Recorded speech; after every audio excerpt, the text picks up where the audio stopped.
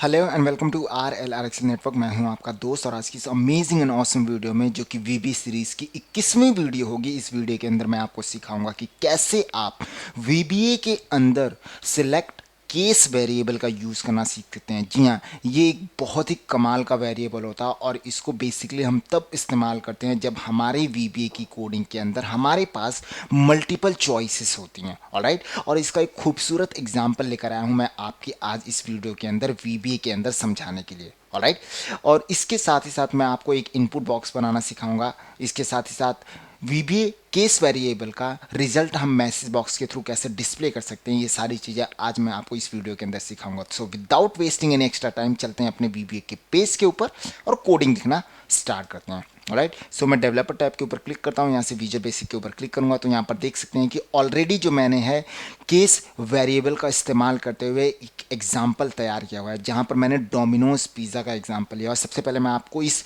Coding के through अपने इस डोमिनोज पिज़्ज़ा के अंदर मैं क्या कंडीशन रखता हूँ और किस कंडीशन के ऊपर कैसे काम करना है, ये पहले मैं आपको समझा देता हूँ। उसके बाद फिर मैं आपको कोडिंग करना सिखाता हूँ। उसके लिए सिंपली मैंने एक जो है डोमिनोज का सब लिया है जिसका नाम मैंने दिया है माई डोमिनोज। उसके बाद फिर मैंने उसका कमेंट्स दिया हुआ है। उसके बाद मैंने एक वेरिएबल डिक्लेयर किया है, स्ट्रिंग वेरिएबल लिया है, क्योंकि मैं यहाँ पर टेक्स्ट बेस्ड स्टेटमेंट्स शो कर रहा हूँ, इसलिए मैंने यहाँ पर स्ट्रिंग वेरिएबल लिया है जिसका नाम दिया ऑर्डर पिज़्ज़ा। ऑलराइट, उसके बाद ऑर्डर पिज़्ज़ा का काम डिक्लेयर किया। उसके अंदर मैंने एक इनपुट बॉक्स लिया और इनपुट बॉक्स के अंदर मैंने यूजर से पुटअप किया एक क्वेश्चन कि please select the size of pizza as small, medium और लार्ज। ऑलराइट, अब यहाँ से जो है कंडीशन जो है स्टार्ट होती है। अब कंडीशन क्या होगी कि जैसे ही कोई ये क्वेश्चन पुटअप करेगा तो यूजर क्या होगा, या तो वो एस पुट करेगा या एम पुट करेगा या एल पुट करेगा या फिर इन तीनों को छोड़कर कुछ और पुट करेगा। चार कंडीशन हो सकती है, चार चॉइसेस हो सकती हैं।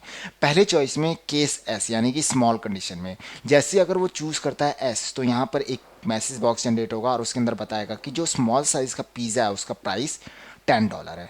अगर वो मीडियम सेलेक्ट करता है तो उसका प्राइस उसके मैसेज बॉक्स में आएगा $25। लार्ज के लिए मैसेज बॉक्स जनरेट होगा और उसके अंदर बताएगा $50। और इसके अलावा वो कुछ और अगर पुट कर देता है, चाहे वो गलती से हो या जानबूझकर कुछ और पुट कर देता है, तो तुरंत एक और मैसेज बॉक्स जनरेट हो और उसके अंदर कहे कि please enter a valid choice like S M और एल। ऑलराइट, सो ये कोडिंग जो है मैंने माई डोमिनोज पिज़्ज़ा के अंदर तैयार की हुई है। चलिए मैं अब आपको इसको यूज़ करना सिखाता हूँ। ऑलराइट, सो मैं इसको सबसे पहले डिलीट कर देता हूँ, उसके बाद फिर मैं जो है आपके लिए कोडिंग तैयार करता हूँ। सबसे पहले सबका नाम देते हैं, जैसे मान लीजिए मैंने सबका नाम दे दिया यहाँ पर माई पिज़्ज़ा। ऑलराइट, आप कोई भी नाम दे सकते हैं। उसके बाद अपोस्ट्रोफ का सिंबल डाल के जो है कमेंट्स देते हैं। So this code will you, और ऑल्सो हम यहाँ पर लिख सकते हैं this code we can use when we have multiple choices. Alright, आप कोई भी यहाँ पर कमेंट्स डाल सकते हैं, जस्ट ये फॉर आपकी इन्फॉर्मेशन के लिए होता है। उसके बाद यहाँ पर जो है सबसे पहले मैं एक डिम डिक्लेयर करता हूँ जिसका मैं नाम देता हूँ ऑर्डर पिज़्ज़ा, और इसको मैं रखता हूँ एज ए स्ट्रिंग। ऑलराइट, उसके बाद यहाँ पर मैं स्ट्रिंग का काम डिक्लेयर करता हूँ, सो उसका नाम है ऑर्डर पिज़्ज़ा। और इसको जो है मैं एक इनपुट बॉक्स के थ्रू जो है एक क्वेश्चन पुटअप कर देता हूँ यूज़र से। और वो क्वेश्चन क्या होगा, please select the size of pizza as small, medium और लार्ज। कोई भी यहाँ पर जो है क्वेश्चन आप पुटअप कर सकते हैं यूजर से। ऑलराइट, सो ये क्वेश्चन मैंने यहाँ पर पुटअप कर दिया। उसके बाद यहाँ से जो है केस स्टार्ट होता है। सो सिलेक्ट केस, और उसके बाद केस का नाम है आपका ऑर्डर पिज़्ज़ा। ऑलराइट, केस सबसे पहला होगा स्मॉल के लिए, तो मैं यहाँ पर स्मॉल के लिए कोडिंग लिखता हूँ। और जैसे ही वो यूज़र स्मॉल सेलेक्ट करता है तो तुरंत एक मैसेज बॉक्स जनरेट होगा और उसके अंदर बोलेगा कि दिस इज़ इन $10, यानी कि ये जो आपने पिज़्ज़ा का साइज़ सिलेक्ट किया है इसका जो प्राइस है वो 10 है। ऑलराइट, उसके बाद फिर हम जो है केस मीडियम के लिए लिखते हैं। सो सिंपलरली हम क्या कर सकते हैं, यहाँ पर इसको कॉपी कर सकते हैं ताकि हम अपने टाइम को बचा सकें। यहाँ पेस्ट कर देते हैं और यहाँ पर लिख देते हैं एम, और यहाँ पर इसका प्राइस कर देते हैं चेंज। लेट से मैं कर देता हूँ यहाँ पर 25। सिमिलरली एक और बार हम कॉपी पेस्ट कर देते हैं ताकि हमारा एक और बार टाइम बच जाए, और यहाँ पर हम कर देते हैं लेट्स से 50, और यहाँ पर हम कर देते हैं एल। तो यहाँ पर हमने 3 कंडीशन अपनी डिफाइन कर दी है। अब मान लीजिए यूज़र इसके अलावा कुछ और पुट कर देता है, तब क्या होगा हमारे पास? तो हम क्या करेंगे, सिलेक्ट एल्स, सॉरी यहाँ एल्स सिलेक्ट,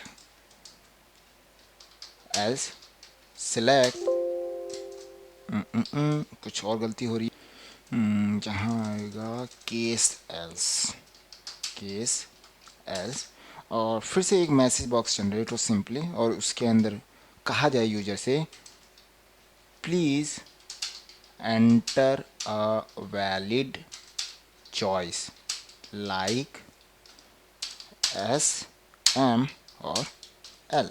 ऑलराइट, सो यहाँ पर मैंने यूजर्स के लिए दोबारा क्वेश्चन पुट अप कर दिया कि अगर वो इन तीनों के अलावा कुछ और पुट कर देता है, कुछ और टाइप कर देता है, तो तुरंत एक दूसरा मैसेज बॉक्स जनरेटर और उसके अंदर लिखा हुआ आए कि please enter a valid choice like S M और एल।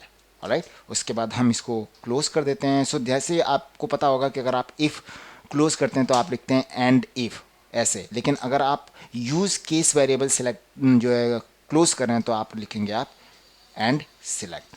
ऑलराइट, सो यहाँ पर जो है आपकी कोडिंग तैयार हो चुकी है। चलिए अब इस कोडिंग को रन करते हैं और चेक करते हैं। मैं यहाँ पर टाइप करता हूँ F5, यहाँ पर देखिए आ चुका है, please select the size of pizza as small, medium और लार्ज। लेट्स से यहाँ पर मैं टाइप करता हूँ S।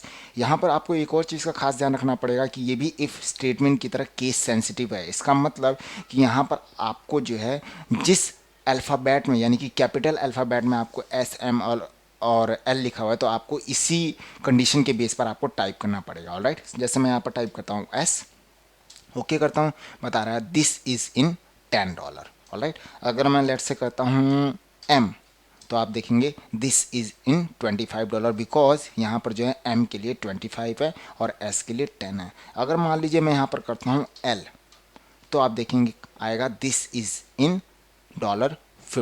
इसके अलावा अगर मान लीजिए मैं इस कोड को दोबारा रन के स्मॉल में S लिख देता हूँ, देखिए ये स्मॉल S है, तो क्या लिखा हुआ आएगा, please enter a valid choice like SM और L। यानी कि इसी कंडीशन के बेस पर जिस तरीके से ये अल्फ़ाबेट डिफाइन है, अगर कैपिटल है तो कैपिटल, स्मॉल है तो स्मॉल के अंदर ही आपको आंसर देना पड़ेगा। अगर मान लीजिए मैंने कुछ और पुट कर दिया, लेट से मैंने कोई रॉ मैसेज डाल दिया, तो ये लिखा आ गया please enter a valid choice like SM और L। सो इस तरीके से अगर आपके पास मल्टीपल चॉइसेस हैं, तब जाकर आप इस सिलेक्ट केस वेरिएबल का इस्तेमाल करके अपनी VBA की कोडिंग को बेहतर बना सकते हैं। ऑलराइट, सो आई होप कि आज की ये जो वीडियो है ये आपको समझ में भी आई होगी और आपको पसंद भी आई होगी कि कैसे हम VBA के अंदर सिलेक्ट केस वेरिएबल का यूज़ करते हैं। और अगर आपको ये वीडियो पसंद आई हो तो आप इस वीडियो को लाइक कर दें, अपने दोस्तों के साथ शेयर कर दें, और अगर अभी तक आपने मेरे चैनल को सब्सक्राइब नहीं किया तो ज़रूर कर लें, क्योंकि आगे की आने वाली वीडियोज़ के अंदर मैं आपको और भी बहुत कुछ बताने वाला हूँ। ऑलराइट, जिसको सीखने के बाद आप बहुत ही जल्दी VBA एक्सपर्ट बनने वाले हैं। ऑलराइट, सो मिलते हैं नेक्स्ट वीडियो में, तब तक के लिए गुड बाय।